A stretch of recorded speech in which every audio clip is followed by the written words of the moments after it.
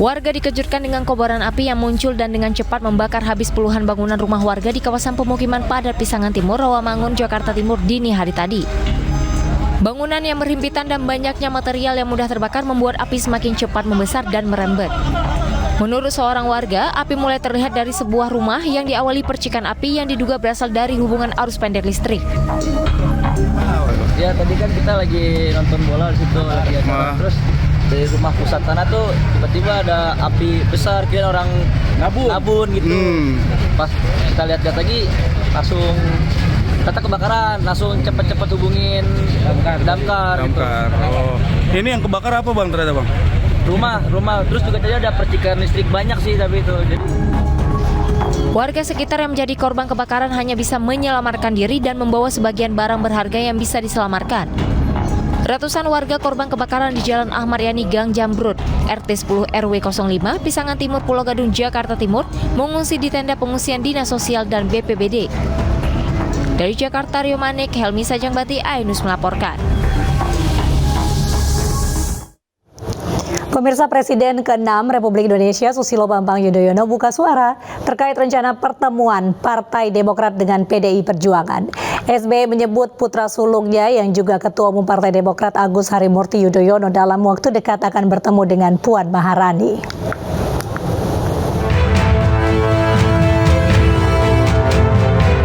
Presiden RI ke-6 Susilo Bambang Yudhoyono pagi tadi berolahraga bersama keluarga besar Cikeas di Gelora Bung Karno, Senayan, Jakarta Pusat.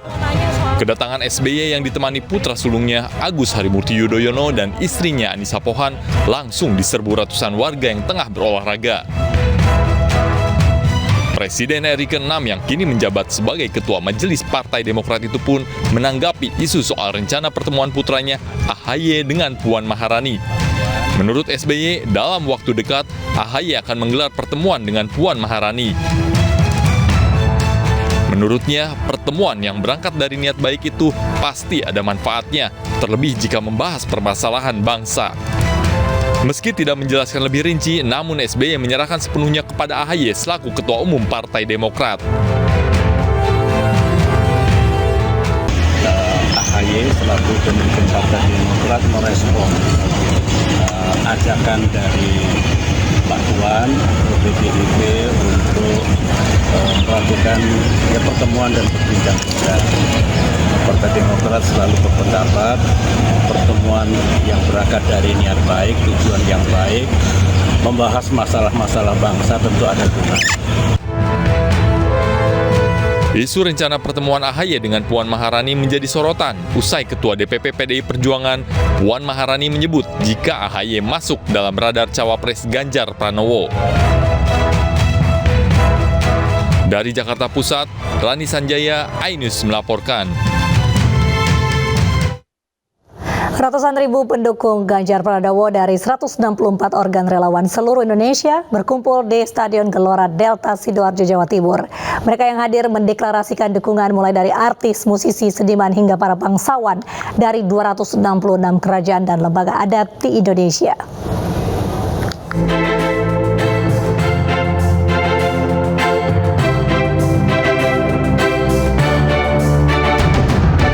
Bacapres 2024 dari PDIP Ganjar Pranowo menyapa 100.000 pendukungnya dari 164 organ relawan seluruh Indonesia di Stadion Gelora Delta Sidoarjo, Jawa Timur.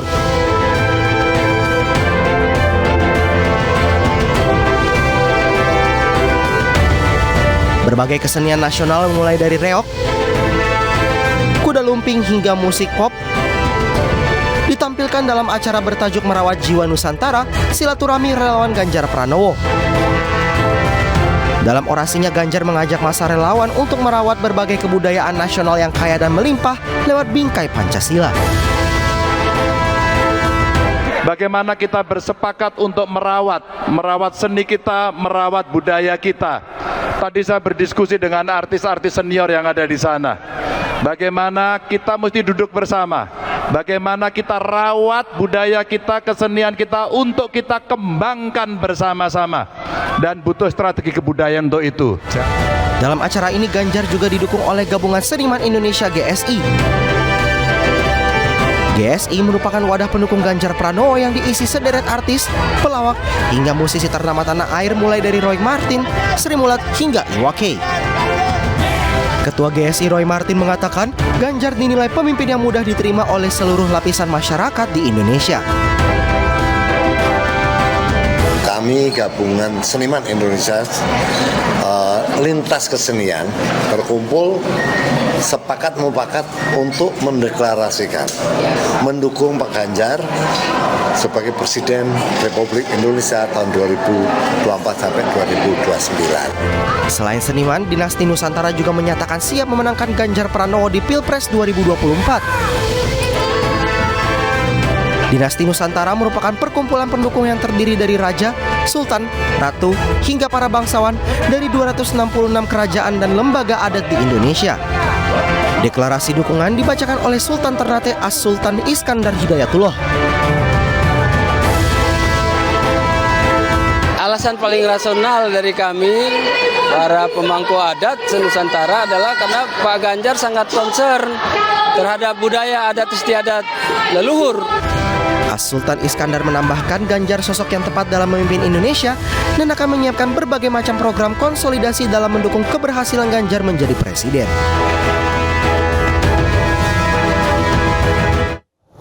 Pemirsa, sahabat Ganjar menggelar Rakernas kedua di Surabaya, Jawa Timur. Ganjar Pranowo memberikan arahan kepada sekitar 1.000 relawan yang hadir.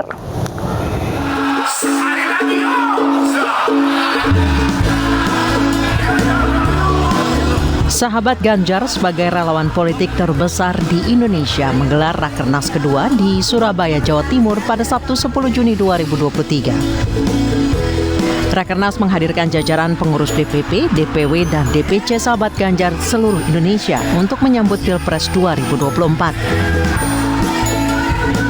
Dalam Rakernas yang bertajuk Era Gen Z, Era Digital, Menangkan Ganjar Total, Ganjar Pranowo memberikan sambutan sekaligus arahan kepada sekitar 1.000 relawan sahabat Ganjar yang hadir.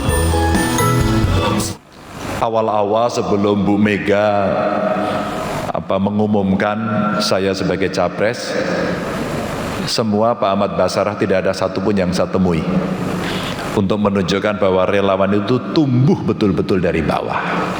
Nilai value bersama yang mesti kita pegang adalah: 1, tidak boleh hoax, 2, tidak boleh mencaci dan memaki. Kita harus membuat kecerdasan edukasi, maksud saya yang mencerdaskan, yang kita miliki untuk kita sampaikan kepada publik. Tampilkan data, tampilkan fakta. Apakah Ganjar seorang yang sempurna? Jawablah dengan tegas, tidak.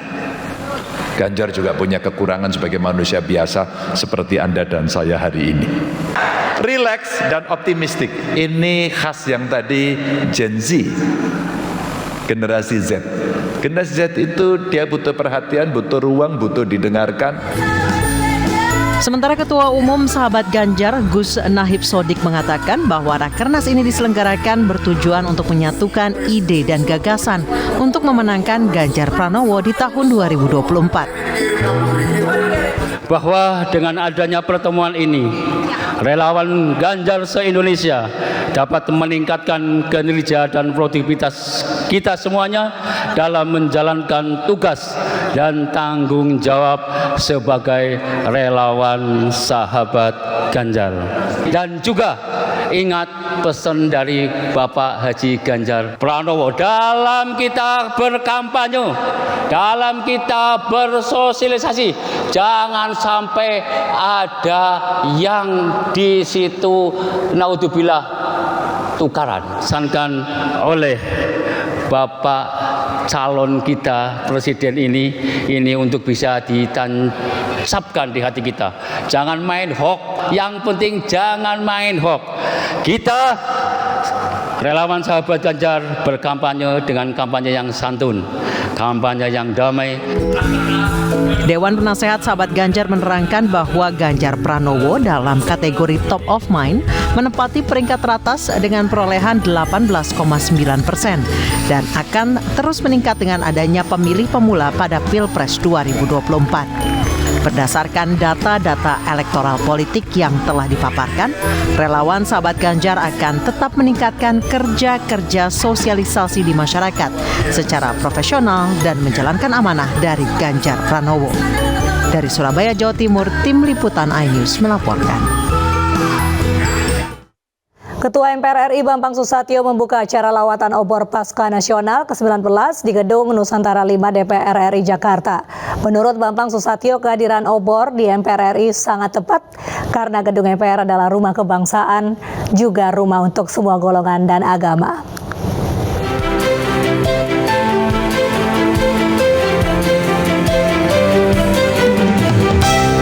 Ketua MPR RI Bambang Susatyo menerima sekaligus membuka acara lawatan obor Paskah yang diinisiasi oleh Lembaga Paskah Nasional.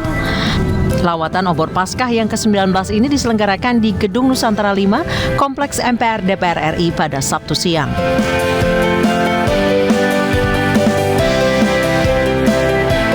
Prosesi kedatangan obor Pasca Nasional ke-19 sangat menarik.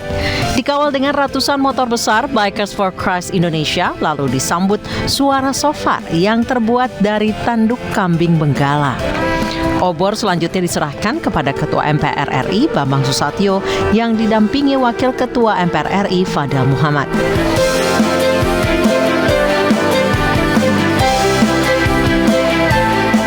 Dalam acara yang sekaligus sebagai silaturahmi kebangsaan ini, Bambang Susatyo berpesan agar umat Kristiani di Indonesia untuk selalu menjaga nilai-nilai perdamaian antar sesama umat beragama, terlebih mendekati pemilu tahun 2024.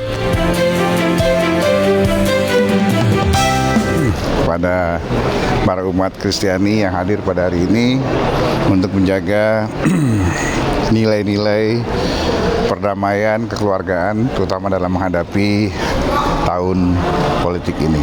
Pesan saya,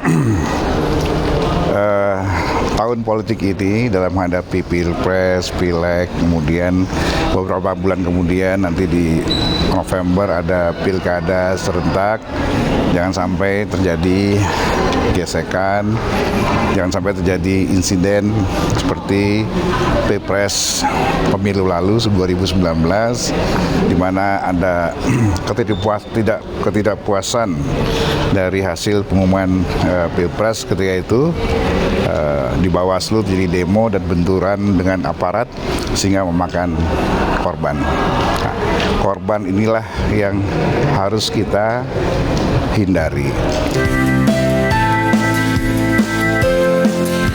Bambang Susatyo juga berpesan masyarakat Indonesia kini saatnya merawat terus kerukunan antar umat, terlebih di tahun politik jelang pemilu 2024. Bamsud mengajak masyarakat untuk bercermin dan belajar dari pemilu 2019 yang menyuburkan polarisme dan keterbelahan. Bamsud meminta seluruh masyarakat menyongsong pesta demokrasi dengan gembira dan semangat kebersamaan. Dari Jakarta, Anggita Maura, Rizky Solahuddin, iNews melaporkan. Pimpinan Pusat Muhammadiyah telah menetapkan jadwal Idul Adha 10 Zulhijjah 1444 Hijriah yang jatuh pada Rabu 28 Juni 2023. Sementara jadwal Idul Adha versi pemerintah sendiri masih menunggu sidang isbat yang baru akan digelar pada Minggu 18 Juni 2023. Pimpinan Pusat Muhammadiyah telah menetapkan jadwal Idul Adha tahun ini yaitu 28 Juni 2023. Keputusan versi Muhammadiyah ini berdasarkan kriteria hisab hakiki wujudul hilal. Sementara itu jadwal Idul Adha versi pemerintah masih menunggu sidang isbat yang akan digelar 18 Juni pada hari Minggu mendatang. Hal ini yang menyebabkan adanya potensi perbedaan terkait perhitungan tinggi hilal antara Majelis PP Muhammadiyah dengan Kemenak. Potensi perbedaan ini menimbulkan sorotan dari berbagai kalangan, salah satunya Abdul Khalik Ahmad selaku Ketua Bidang Keagamaan DPP Partai Perindo. Abdul Khalik mengimbau bagi masyarakat untuk menyikapi potensi perbedaan jadwal Idul Adha dengan cara dewasa. Sekiranya penetapan Idul Adha itu sama, tentu kita akan bersyukur, dan apabila penetapan 1 Zulhijjah dan Idul Idul Adha tahun 1444 Hijriah itu berbeda, saya kira kita harus sikapi dengan secara dewasa. Karena memang baik pemerintah dan ormas-ormas Islam, terutama NU dan Muhammadiyah, tentu akan juga menyikapi adanya penetapan 1 Zulhijjah dan